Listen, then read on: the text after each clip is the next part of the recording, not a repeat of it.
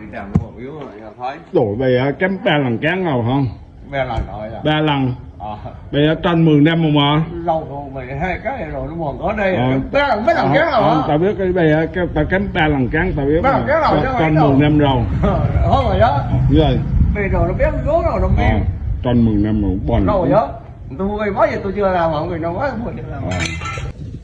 Đây cái bay đây là nó đã cũ rồi mấy bạn, kém là 2 lần căn lê rồi. Bây giờ là mình quay lại là kém cho khách là một cái căn gỗ cho nó chắc ăn luôn nè. Đây bay đây làm là lâu lắm rồi nè, kém lần đây nữa là 3 lần kém cán lại rồi nè. Hồi nó 10 phần mà giờ nó còn như cả liệp, thấy nó sáng chưa.